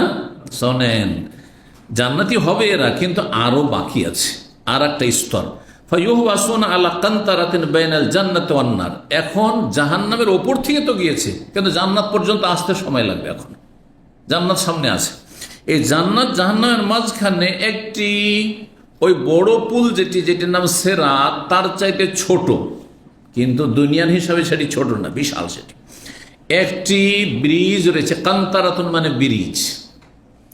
আমাদের যে কালভেট গুলো থাকে, বলতে পারেন এটা কালভেট, এই ধরনের ছোট্ট পুল। জি, আর আগের যেটা জাহান্নামের ওপরে যে পুল স্থাপন করা, সেটার নাম সিরাত, আর তারপরে হচ্ছে কান্তারা, ছোট্ট পুল। এখানে তাদেরকে কি করা হবে? থামিয়ে দেওয়া হবে, থামো এখানে, এখনো তোমাদের এখানে কিছু বাকি আছে। কি বাকি আছে? কেসাস, বদলা বাকি আছে। মানুষের যে যে হক নষ্ট করেছ, হকগুলি এখানে কেসাস, বদলা হবে, প্রতিশোধ হবে, আর তারপরে তখন এগিয়ে যাবে জান্নাতের দিকে। তার আগে জান্নাত যেতে পারবে না। সেখানে প্রতিশোধ নেওয়া হবে একজনের আরেকজন থেকে, যে যার হক নষ্ট করেছে, যে যার হক নষ্ট করেছে। কিভাবে হক নষ্ট করেছেন? যত হক মানুষের হইতে পারে। কিছু উদাহরণস্বরূপ একটু আগে বললাম, মাজালিম, বিভিন্ন রকমের জুলম অত্যাচার। কারো মান সম্মান নষ্ট করেছেন, কারো আপনি শারীরিক আঘাত করেছেন, মানসিক আঘাত করেছেন, আর কারো পারিবারিক আঘাত করেছেন, পরিবারের ক্ষতি করেছেন, কারো ধন সম্পদের ক্ষতি করেছেন, বিভিন্নভাবে। তো সেখানে কি হবে? কেসাস, বদলা নেওয়া হবে একজনের আরেকজন থেকে। মাজালেম, বিভিন্ন জুলম অত্যাচারের ক্ষেত্রে। কানাত বাইনা ফিদ দুনিয়া, যেটা দুনিয়াতে সংগঠিত হয়েছিল, বিভিন্ন রকমের বিভিন্ন সময় জুলম অত্যাচার, হক নষ্ট করেছে। হাত্তাইজা হুজ্জেবু নক্কু, এমনকি সেখানে বদলা নিতে নিতে, বদলা আল্লাহর উপরে বদলা নিয়ে দিবেন। যারা মুজলুম হয়েছে তারা বদলা পাবে, যারা জালেম হয়েছে তাদের থেকে বদলা প্রতিশোধ নেওয়া হবে। এর মাধ্যমে যখন এই যাদের জুলম অত্যাচারগুলি ছিল, মানুষের হক নষ্ট করে গিয়েছিল, তারা পরিষ্কার পরিচ্ছন্ন, পবিত্র হয়ে যাবে। হুজ্জেবু মানে পরিষ্কার পরিচ্ছন্ন হয়ে যাবে, নক্কু মানে পবিত্র হয়ে যাবে। নাকি ক্লিন হয়ে যাবে। এখনো ময়লা আবর্জনা তাহলে কিসের ছিল? বান্দার হক নষ্ট করার ছিল। এর শাস্তিগুলো সেখানে যখন হয়ে যাবে, যে নেকি মেলা নেকি চলে গেল, অন্যের গুনাহ নিয়ে নিতে হলো, তারপরে এখন যেতে পারবে কি না জান্নাতে। যারা জান্নাতে যাবে তাদের কথা এখানে শুধু বলা হয়েছে, কিন্তু যাদের নেকি সব শেষ হয়ে গেছে, তারা তো জাহান্নামে পড়েই গেছে। তো ওখানে বড় পুলি জাহান্নামে পড়ে গেছে, কিন্তু ও যে না লাহ, তখন অনুমতি দেওয়া হয় ফি দখুলি জান্নাতে, জান্নাতে প্রবেশ করার জন্য, যে এখন জান্নাতে যাও। তাহলে একটা স্তর হচ্ছে হাসরের মাঠে বিচার দিবসের সিরাত, জাহান্নামের ওপরে থাকবে। আর জাহান্নাম পার হওয়ার পরে জান্নাত পৌঁছা পর্যন্ত এখানে একটা কান্তারা রয়েছে, পুল রয়েছে বা কালভেট রয়েছে। সেখানে আখেরাতের কালভেটে, দুনিয়ার কালভেট ভাবিয়েন না যে এত লোক, ওখানে কত লোক মানুষের হক নষ্ট করেছে, সেখানে আসবে কি করে? জি হ্যাঁ, ফাওয়াল্লাযী নাফসু মুহাম্মাদিন বিয়াদি, সে আল্লাহর কসম করে বলছি, যেই আল্লাহর হাতে মুহাম্মদ সাল্লাল্লাহু আলাইহি ওয়াসাল্লামের প্রাণ রয়েছে, লা আহাদুহুম আহাদা বিমানজিলিহি ফিল জান্নাহ। এখন প্রশ্ন উঠতে পারে, জান্নাতে, এত বিশাল জান্নাতে জায়গা চিনব কি করে? আমরা মিনাতে যাই, নিজের তাবু চিনতে পারি না। এতবার হজ করলেও কোন দিক থেকে কোন দিকে, কোন দিকে হবে, লোকেশন, নাম্বার দেখো তো, এই দেখো তো, ম্যাপ দেখো, কথা বুঝতে পেরেছেন?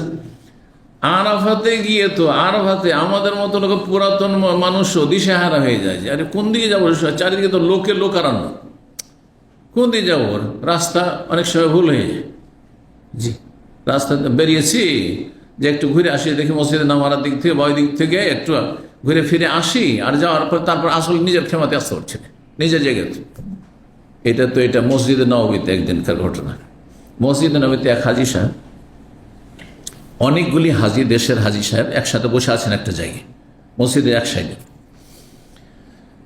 তো ওখানে তাদের সাথে দেখা সাক্ষাৎ হয়েছে, বাংলা ভাষার হাজিরা যেহেতু, তো ওদের সাথে দেখা সাক্ষাৎ হয়েছে। তো আমাকে চিনেছে, অনেক আগের কথা বলছি, 10-15 বছর আগের কথা। তো মদিনায় তো দেখা সাক্ষাৎ হয়েছে। তারপরে আধা ঘন্টা পরে আমি অন্যদিকে চলে গেছি, মসজিদের এই দিক থেকে অন্যদিকে যাচ্ছি। তো ওদের মধ্য থেকে একজন হাজি সাহেব আমাকে চিনে নিয়েছে, আর তারপরে আমার কাছে দৌড় দিয়ে চলে এসেছে, বলছে আমি রাস্তা ভুলে গেছি, মসজিদের ভিতরে রাস্তা ভুলে গেছে। মানে কোথায় যাবেন আপনি? বলছে ওই যে যেখানে বসেছিলাম সব হাজিগুলো বসে আছে আর আপনার সাথে দেখার ওই জায়গায় যাব। তো মসজিদের এক জায়গা থেকে আর এক জায়গায় যেতে পারছে না। কথা বুঝতে পেরেছেন? এখন এই বিশাল জান্নাতের জায়গা খুঁজে পাবো কি করে, যে আমার এই অঞ্চলটা কোথায় আছে জান্নাতে? বুঝতে পারছেন না? প্রশ্নের উত্তর নবী সাল্লাল্লাহু আলাইহি ওয়াসাল্লাম বলছেন কসম করে, লা আহাদুহুম আহাদা বিমানজিলিহি ফিল জান্নাতি মিনহু বিমানজিলিহি কানা ফিদ দুনিয়া। জান্নাতীদের যে কোনো ব্যক্তি জান্নাতে তার জায়গা বাসস্থান সম্পর্কে কি হবে, অধিক ওয়াকিফাল হবে। হ্যাঁ, অধিক কি হবে, সে ওয়াকিফাল মানে জ্ঞাত হবে। কিসের তুলনায়? বেমানজিলিহি কানাফিদ দুনিয়া, দুনিয়ার বাড়ির চাইতে। যারা এখানে 2 বছর 3 বছর অনেকে 5 বছর থাকছেন, তারপরেও যদি গ্রামে যান নিজের বাড়ি চিনতে অসুবিধা হবে নাকি? বাড়ি চিনতে আশা করি অসুবিধা হবে, নিজের বাড়িটা চিনেই ফেলবেন, তাই না? বাস স্ট্যান্ড থেকে নেমে বা ট্রেন স্টেশন থেকে নেমে ভাই আর রাস্তাই চিনতে পারছে না, যেহেতু 4-5 বছর হয়ে গেল। এমনটা হবে না, বড়দের সাধারণত হবে না, তাই না? নিজের বাড়ি যে চিনছেন তার চাইতে বেশি সহজে আপনি কি চিনবেন, আপনার জান্নাতের জায়গা চিনবেন, যে আমার কোন জায়গা আছে জান্নাতে, আমার জায়গাটি। 49 নম্বর অধ্যায়ে বলছেন ইমাম বুখারী রাহিমাহুল্লাহ, বাবুন, এই অধ্যায় হচ্ছে মান্নুকেশাল হিসাব উজবা, যার হিসাবে যাচাই করা হবে। যার হিসাবে নৌকেশা মানে যাচাই বাছাই করা হবে, মানে পাই পাই করে জিজ্ঞাসা করা হবে, এটা কোথায়, এটার হিসাব দাও, এটার হিসাব দাও, এটার হিসাব দাও। যদি এইভাবে যদি আল্লাহ হিসাব নেন তাহলে উজবা অবশ্যই আযাবের সম্মুখীন, শাস্তি হবে, তাহলে সে রেহাই পাবে না, আসতে পারবে না। তাহলে মুমিনদের এইরকম হিসাব হবে না যে তোমার সুস্থতার হিসাব দাও, তোমার যৌবনের হিসাব দাও, হ্যাঁ তোমার এর হিসাব দাও, তো ওর হিসাব দাও, তোমার টাকা পয়সার হিসাব দাও। সংক্ষেপে কি হবে, কিছু ভুল ভ্রান্তি যদি হয়ে থাকে সামান্য, এটা অনেক বেশি থাকলে তখন তো এভাবেই হিসাব, কঠিন হিসাব হবে, তখন তো জাহান্নামে যেতে হবে। কিন্তু যারা জান্নাতি তাদের কিছু হিসাব হবে, কিছু ভুল ভ্রান্তি গুনাহ আছে, তো আল্লাহ বলবেন যে এই কাজটা তুমি করেছো অমুক দিনে, অমুক জায়গায়, অমুক সময়ে, হ্যাঁ দাম্মামে এই গুনাহটি করেছো, বাংলাদেশে এসে ছুটিতে এই গুনাহটি করেছো, এই কাজটি করেছো, এইভাবে আল্লাহ বলবেন। তখন সে ভয়ে ভীত সন্ত্রস্ত হবে, আল্লাহ তখন তাকে ক্ষমার ঘোষণা করবেন। তো 6536 নম্বরে বলছেন আয়েশা রাদিয়াল্লাহু তাআলা নবী সাল্লাল্লাহু আলাইহি ওয়াসাল্লাম থেকে বর্ণনা করে তিনি বলেন, মান্নুকিসাল হিসাব, যার হিসাবে যাচাই করা হবে, হিসাবে তদন্ত করা হবে, উজবা। আজকাল দুনিয়ার যারা একটু পয়সাওয়ালা বিজনেসম্যান বুঝছেন দেশে, তাদের পিছনে যদি তদন্ত দফতর লেগে যায়, তদন্ত করতে লেগে যায়, তোমাদের হিসাব নিকাশ, কত টাকা ইনকাম, আর এই যে প্রপার্টি কোথা থেকে আসলো, সব জেলে চলে যাচ্ছে, আর না হলে ঘুষ দিয়ে বাঁচছে, ঠিক না? তো আল্লাহ রাব্বুল আলামিনের কাছে তো আর ঘুষ চলবে না, আল্লাহ রাব্বুর কাছে তো মিথ্যার আশ্রয় নিয়েও কাজ হবে না, আল্লাহ রাব্বুল আলামিনের কাছে কোনো তো জালিয়াতের কোনো সুযোগই নেই। সব জানছেন। তো যখন আল্লাহ হিসাব নেবেন, যে জাহান্নামী হবে তার হিসাবের যাচাই শুরু হবে, তদন্ত শুরু হবে। মান্নুকিসাল হিসাব উজবা, তাকে অবশ্যই আযাব দেওয়া হবে। কালাত, আয়েশা বললেন, কুলতু, আমি বললাম নবী সাল্লাল্লাহু আলাইহি ওয়াসাল্লামকে, যে হিসাব যদি নেওয়া হয় তাহলে আযাবের সম্মুখীন হইতে হবে, জাহান্নামে যেতে হবে। তো আল্লাহ তো বলছেন সহজ হিসাব, আর আপনি বলছেন কারো যদি হিসাব না হয় তাহলে কি হবে, জাহান্নামের আযাবের সম্মুখীন হবে। কুলতু, আমি বললাম, ইয়া রাসূলুল্লাহ, আলাইসা ইয়াকুলুল্লাহু তাআলা, আল্লাহ কি এমন কথা বলেননি, ফাসাফা ইউহাসাবু হিসাবান ইয়াসীরা, সূরা ইনশিকাক রয়েছে, আর একটি সূরাতে রয়েছে, যাদের ডান হাতে আমলনামা দেওয়া হবে তাদের হিসাব নেওয়া হবে সহজ হিসাব। তখন নবী সাল্লাল্লাহু আলাইহি ওয়াসাল্লাম বলেছিলেন যে এই মুমিন মুসলিম যারা, তাদের হিসাব হচ্ছে যালিকিল আরদ, এটি হচ্ছে তাদের সামনে পেশ করা, আমলনামা পেশ করা হবে। দেখো এগুলো তোমার গুনাহ, কিন্তু এই যে গুনাহগুলো দেখো, তোমার এই পাপগুলো দেখো, এগুলো করেছো তো, অস্বীকার করে কোনো উপায় নেই। তারপরে বলছেন যে ইবনে আবি মুলাইকা তাবে বলছেন, সামিউতু আয়েশা রাদিয়াল্লাহু তাআলা আনহা থেকে শুনেছি, সামিউতু মিসলাহু, এইরকম আগের হাদিসের মতোই সমর্থক হাদিস, আরও কিছু সমর্থক হাদিস বর্ণনা করেছেন। 6537 নম্বর হাদিস বর্ণনা করছেন আয়েশা রাদিয়াল্লাহু তাআলা আনহা, তিনি বলেন, লাইসা আহাদুন ইউহাসাবু ইয়াওমাল কিয়ামাতি ইল্লা হালাকা, কিয়ামতের দিনে জারি আল্লাহ হিসাব নেবেন কড়া ক্রান্তি করে। কড়া ক্রান্তি বুঝেন? মুরব্বী কেউ আছেন, এক যুগে ধারাপাত পড়া হইতো অঙ্ক শিখার জন্য, কে পড়েছেন? হ্যাঁ, ধারাপাত। মুরব্বী দেখছি তা বলতে পারে না। অঙ্ক সামান্য একটু আমি টাচ করেছি, বেশি পড়িনি, কিন্তু ওতে আছে কড়া ক্রান্তির হিসাব, গন্ডার হিসাব, গন্ডা আছে, এগুলো আছে। কয়টাতে গন্ডা হয়? ও মাশাআল্লাহ, এইটাই শুধু জানা আছে, বেশি জানা নেই। তো বলছেন যে কোনো ব্যক্তির কিয়ামতের দিনে হিসাব না হবে সে ইল্লা হালাকা, সে অবশ্যই ধ্বংস হবে, জাহান্নামে যেতে হবে। হিসাব যদি আল্লাহ নেন তাহলে জাহান্নামে যেতে হবে। ফাকুল, তো তখন আমি বললাম আল্লাহ তো বলেছেন এই কথা, যার ডান হাতে আমল নামা দেওয়া হবে তার সহজ হিসাব হবে। তো সহজ হিসাব হলে তো জান্নাতি হবে, তো জাহান্নামে কি করে যাবে? রাসূলুল্লাহ তখন বলেন ইন্নামা যালিকাল আরযু, এটি হচ্ছে আমল নামা পেশ করা। মুমিনদের শুধু আমল নামাতে যে গুনাহ আছে ওই গুনাহর আমল নামা পেশ করবেন, আর আল্লাহ কড়া ক্রান্তি করে হিসাব নেবেন না, শক্ত করে। ওয়ালাইসা আহাদুন ইউনাকাশুল হিসাব ইয়াউমাল কিয়ামা ইল্লা উযিবা, আর জারি হিসাব না হবে কিয়ামতের দিনে কড়া ক্রান্তি করে, যাচাই করে, তদন্ত করে, তাকে অবশ্যই আযাব দেওয়া হবে। 6538 নম্বর হাদিস বর্ণনা করছেন আনাস বিন মালিক রাদিয়াল্লাহু তাআলা। তিনি বলেন নবী সাল্লাল্লাহু আলাইহি ওয়াসাল্লাম বলেছেন, আন্না নবী আল্লাহ ইয়াকুল, নবী সাল্লাল্লাহু বলতেন, একাধিকবার তাহলে শুনেছেন তিনি, ইউজাউ বিল কাফির ইয়াউমাল কিয়ামাতে, কাফেরকে কিয়ামতের দিন হাসরের মাঠে বিচার দিবসে আসামের কাঠগড়ায় নিয়ে আসা হবে। কাফেরকে নিয়ে আসা হবে। ফায়ুকালু, তাকে বলা হবে, আরাইতা, আচ্ছা বলো তো তুমি, লাউ কানা লাকা মিলউল আরদি যাহাবান আকুনতা তাফতাদি বিহি, আজকে যদি তোমাকে সারা পৃথিবী ভর্তি স্বর্ণ দিয়ে দিই, দুনিয়া ভর্তি তোমাকে সোনা দানা দিয়ে দিলাম, আর তোমাকে বললাম যে এইদিকে তো তোমার জাহান্নাম দেখে নিলে, তোমার জাহান্নাম, হ্যাঁ, বিনা হিসাবে তোমার জাহান্নামে যেতে হবে, জাহান্নাম থেকে মুক্ত করে দেবো, কিন্তু যে পৃথিবী ভর্তি স্বর্ণ আছে সেটা কি করতে হবে? মুক্তিপণ হিসাবে দিতে হবে। তো তুমি কি করবে? তোমার সামনে অপশন, জাহান্নামে যাবে না সারা পৃথিবী ভর্তি যে স্বর্ণ আছে সেটা দিয়ে জাহান্নাম থেকে মুক্ত হয়ে জান্নাতে যাবে। তুমি কি এই ফি দিয়ে, মুক্তিপণ দিয়ে রেহাই পেতে চাইবে? ফায়াকুল, তখন সেই জাহান্নামী কাফের বলবে, হ্যাঁ আল্লাহ, কিন্তু আছে কোথায়? আছে কি? কিছুই নেই। ফায়ুকালু, তখন তাকে বলা হবে যে আজকে তুমি দুনিয়া ভরপুর স্বর্ণ দিতে প্রস্তুত রয়েছো, অথচ তোমার কাছে দুনিয়াতে একটা পয়সাও চাইনি, চেয়েছিলাম শুধু লা ইলাহা ইল্লাল্লাহ, কালমা শাহাদাত চেয়েছিলাম, এইটুকু চেয়েছিলাম, তৌহিদ চেয়েছিলাম। তৌহিদ থাকলে একদিন না একদিন জান্নাত পেতে।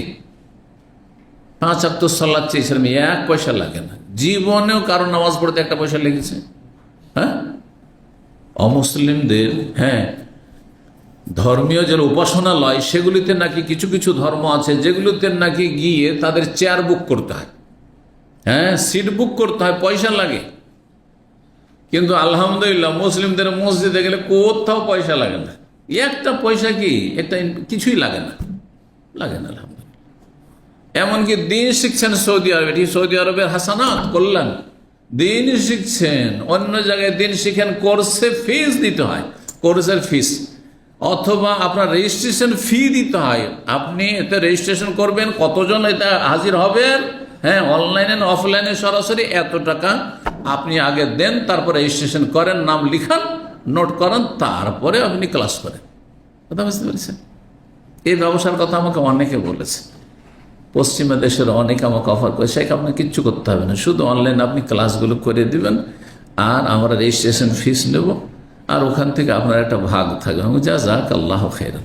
আমি আলহামদুলিল্লাহ দুনিয়ার ফিকিটা জীবনও করিনি, কারণ অত বড় ধনী হওয়ার স্বপ্ন কোনোদিন ছিল না, নেইও আলহামদুলিল্লাহ, এখন না, এখন তো আলহামদুলিল্লাহ বয়স হচ্ছে। কিন্তু কথা যখন যৌবনকাল ছিল, হ্যাঁ, যখন ছেলেমেয়েদেরকে মানুষ করতে আরও ভবিষ্যতে অনেক লম্বা আপনার সময়কাল লাগবে, তখনও কোনোদিন এই পয়সার ফিকির করিনি, যার ফলে অনেকেই কিন্তু এটা প্রপোজ করেছে আমাকে, যে এটা কোর্সে আপনি শুধু সপ্তাহে 1-2টা ক্লাস নেবেন, আর এই কোর্সটা পরিচালনা করছেন কে? শেখ মতিউর রহমান করছেন, আপনার একটা ভাগ থাকবে। আলহামদুলিল্লাহ, কিছু তো চাইনি কোনো ছাত্রের কাছ থেকে পয়সা নিয়ে। আল্লাহর আমি শুকরিয়া আদায় করছি যে জলসা মাহফিল করে পয়সা অধিকাংশ লোক নিয়ে থাকে, কিন্তু আল্লাহ আমাকে এইটা থেকেও রক্ষা করেছে, আলহামদুলিল্লাহ।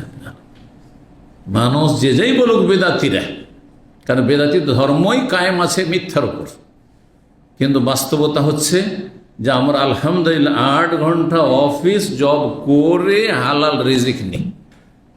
হ্যাঁ, আর দার্স তার মধ্যেও কখনো হয়, তার বাইরেও কখনো হয়, সেগুলোর কোনো হিসাব নিকাশ নেই আলহামদুলিল্লাহ। আর কোনো ব্যক্তির কাছ থেকে সেরে নেওয়া হয় না আলহামদুলিল্লাহ, সামান্য কিছু যাতে আলহামদুলিল্লাহ হ্যাঁ চলে যায় সংসার। আল্লাহ শুকরিয়া আদায় করছি যে কারো কাছ থেকে মাহফিলে যাবে এত টাকা দিতে হবে। আর যদি বলি যে আপনাদের মর্জি, তাহলে তো বলবে জাযাকাল্লাহ খের, আপনি কিছু দান করে যান। আমাদের দেশের মানুষের স্বভাব এমন। হ্যাঁ, যদি 50,000 বেঁধে দেন তো 50,000ই দেবে, 1 লাখ টাকা বেঁধে দিলেও দেবে, প্যাকেজ। হ্যাঁ, কথা বুঝতে পেরেছেন। আর যদি বলেন জাযাকাল্লাহ খের, আমি ওইসব কন্ট্যাক্ট করি না, তখন তাহলে তো শেখের অনেক টাকা আছে, তো ভাববে যে শেখকে তাহলে স্পেশাল চিফ গেস্ট করে নিয়ে আসি, আর তার কাছ থেকে কিছু মসজিদ মাদ্রাসা কিছু চাঁদা চাই। বুঝতে পেরেছেন, এই হলো অবস্থা আমাদের দেশের মানুষের, সুবিধাবাদী মুসলমান। যেমন জাতির, তো সেই জাতির আল্লাহ বক্তাও দিয়েছে যে বিনা পয়সাতে বক্তা পাওয়া যায় না, ওই জন্য বিনা পয়সাতে জুমার খতিবও পাওয়া যায় না, এই জন্য। কথা বুঝতে পেরেছেন? জি, আল্লাহ বোঝার তৌফিক দান করেন। তো কাফেরকে তখন আল্লাহ বলবেন যে তুমি দুনিয়া ভর্তি স্বর্ণ দিয়ে আজকে জাহান্নাম থেকে মুক্তি চাইছো, মুক্তিপণ দিয়ে। আল্লাহ বলবেন কাদ কুনতা সুইলতা মা হুয়া আইসারু মিন যালিক, তোমার কাছে শুধু চাওয়া হয়েছিল এর চাইতে সামান্য কিছু, এর চাইতে অনেক সহজ, সামান্য অল্প কিছু চাওয়া হয়েছিল। কি? মাত্র 5 সেকেন্ড লাগবে না, আশহাদু আল্লা ইলাহা ইল্লাল্লাহ ওয়া আশহাদু আন্না মুহাম্মাদার রাসূলুল্লাহ, লা ইলাহা ইল্লাল্লাহ, আল্লাহ ছাড়া কোনো সত্য মাবুদ নেই। কথা বোঝা গেছে? নামাজ প্রতিদিনে 5 ওয়াক্ত ফরজ সালাতে আধা ঘন্টার বেশি লাগে না। হিসাব করে দেখবেন আজকালকার যে প্রচলিত নামাজ, হ্যাঁ, যেটা প্রচলিত সর্বনিম্ন মানে কবুলযোগ্য নামাজ, এই দেশের কথা বলছি, দেশে বেদাতি নামাজ তো কবুল হবে কিনা আল্লাহ ভালো জানে, এত এক্সপ্রেশন নামাজ। কিন্তু এখানেও নামাজ যদি হিসাব করে দেখেন, জোহরে 8 মিনিট লাগাচ্ছে, আসরে 7-8 মিনিট লাগাচ্ছে, 8 মিনিট লাগাচ্ছে, মাগরিবে 5-6 মিনিট, আর এর সাথে ধরেন 10 মিনিট, আর আপনার ফজরে 10 মিনিট, তাহলে কত হবে? হ্যাঁ, এর চাইতে কম। আমি একটু বেশি করে বললাম, হ্যাঁ, বেশি করে বললাম, কারণ অনেক সময় আমি দেখি যে এখানে নামাজগুলো পড়াচ্ছে অন্য মসজিদে, এখানে আলহামদুলিল্লাহ মোটামুটি একটু হয়, দেখি যে সুবহানাল্লাহ এশার সালাত তোর 7 মিনিট হয়ে গেল, ফজরে 3টি আয়াত পড়লো, শুধু 3টি বা 2টি আয়াত পড়লো, এই 2 লাইনের আয়াতগুলো, এই হচ্ছে অবস্থা। চলো ঠিক আছে, কিন্তু কথা হচ্ছে যে সুন্নত, হ্যাঁ, এর চাইতে অনেক কিছু। নবী সাল্লাল্লাহু আলাইহি ওয়াসাল্লাম 60 থেকে 100 পড়তেন, আরে আপনি 6 থেকে 10 তো পড়বেন। 60 থেকে 100-র জায়গায় 6 থেকে 10 তো পড়বেন আপনি আয়াত, সেখানে 3টি করে আয়াত। তো তারপরে যাই হোক, এই আধা ঘন্টা সারাদিন ইবাদত বন্দি করা ফরজ ইসলাম টিকানোর জন্য, সেটাই তো মুসলিমরা করে না। তা আল্লাহ বলবেন যাও জাহান্নামে যাও, এই আধা ঘন্টা দিনে 24 ঘন্টার মধ্যে সময় দাও, যাও জাহান্নামে যাও। 6539 নম্বর হাদিস বর্ণনা করছেন আদি বিন হাতেম রাদিয়াল্লাহু তাআলা আনহু। তিনি হাইল অঞ্চলের মানুষ ছিলেন এবং খ্রিস্টান ধর্ম অবলম্বী ছিলেন, খ্রিস্টান ধর্ম থেকে ইসলাম গ্রহণ করেছিলেন এবং শিকার করায়, পশু পাখি শিকারে পারদর্শী ছিলেন। জি, এই যুবক হাতেম তাই, যে বড় দানশীলা দাতা ব্যক্তি, যার অনেক ইচ্ছা কাহিনী আমাদের দেশে মশহুর আছে, হাতেম তাই, তার সন্তান এই আদি বিন হাতেম। তিনি বলেন, নবী সাল্লাল্লাহু আলাইহি ওয়াসাল্লাম বলেছেন, মা মিনকুম মিন আহাদিন, তোমাদের মধ্যে এমন কোন ব্যক্তি নেই, মানে আমরা সবাই, যত মানুষ পৃথিবীর আছে, এসেছে, চলে গেছে, এখন আছে, কিয়ামত পর্যন্ত আসবে, যে কোনো ব্যক্তি, ইল্লা সায়ুকাল্লিমুহুল্লাহু ইয়াওমাল কিয়ামাতে, তাদের প্রত্যেকের সাথে কিয়ামতের দিন আল্লাহ সরাসরি কথা বলবেন, সরাসরি কথা বলবেন।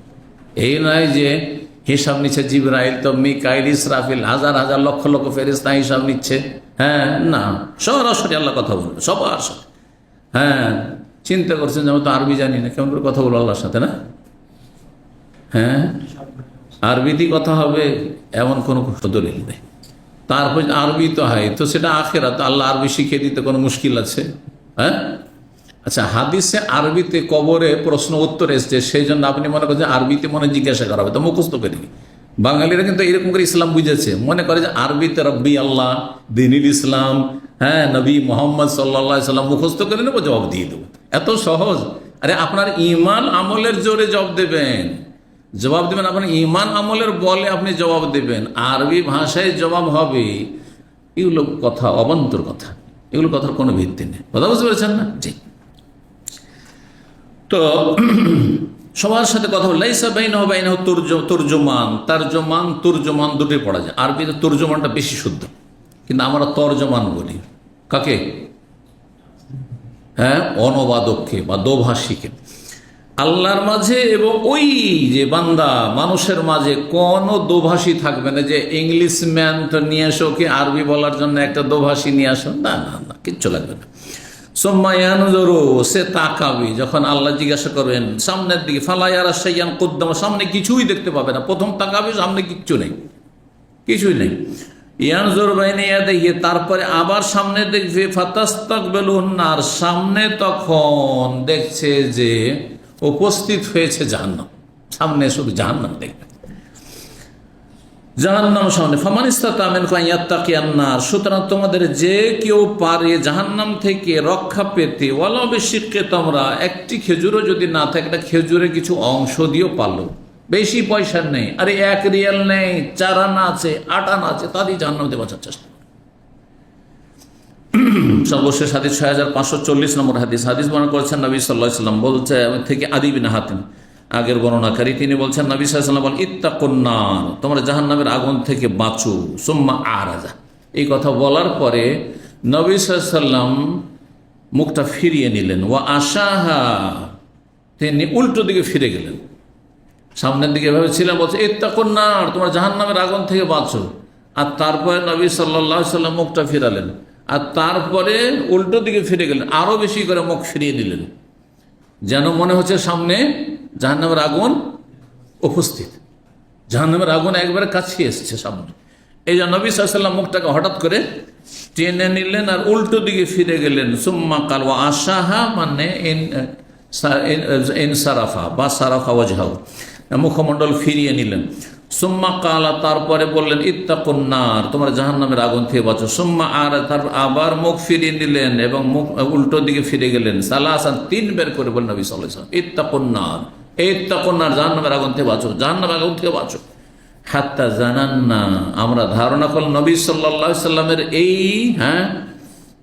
আচরণ দেখি, যে নবী সাল্লাল্লাহু আলাইহি ওয়াসাল্লাম বলছেন জাহান্নামের আগুন থেকে বাঁচো, আবার মুখ ফিরিয়ে নিচ্ছেন, আবার সরে যাচ্ছেন, আমরা তখন বিশ্বাস করলাম, হ্যাঁ, কি আন্নাহু ইয়ানজুরু ইলাইহি, যে তিনি জাহান্নামকে দেখছেন, প্রত্যক্ষ করছেন।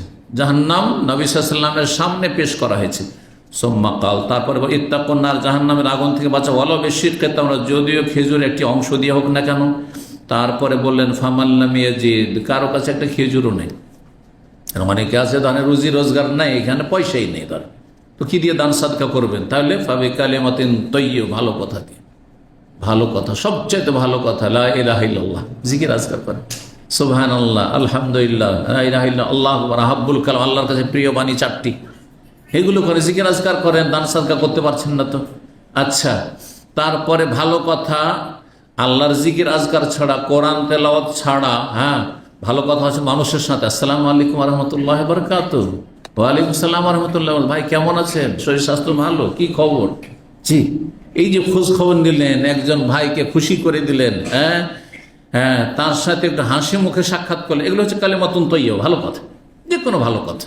কাউকে সৎ পরামর্শ দিলেন, হ্যাঁ, কাউকে আপনি একটু গাইড করলেন, আপনি যে কোনো ভালো কথা, এক কথায় যাতে, হ্যাঁ, আল্লাহকে সন্তুষ্ট করা যেতে পারে, আল্লাহর হক আদায় করে ভালো কথার মাধ্যমে, অথবা মানুষের হক আদায় করার মাধ্যমে। একজন মানুষ জিজ্ঞাসা করছে, ভাই আমি যাব এখান থেকে খোবার, তো কোন দিকে যাব ভাই? আপনি জানেন রাস্তা, বলে দিলেন, ভাই এদিকে যান।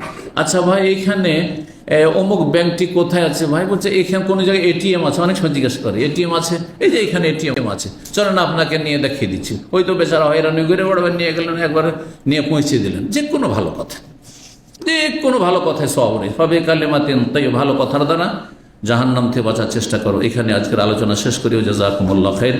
সুবহান রাব্বিকা রব্বিল ইজ্জাতি আম্মা ইয়াসিফুন ওয়া সালামুন আলাল মুরসালিন ওয়ালহামদুলিল্লাহি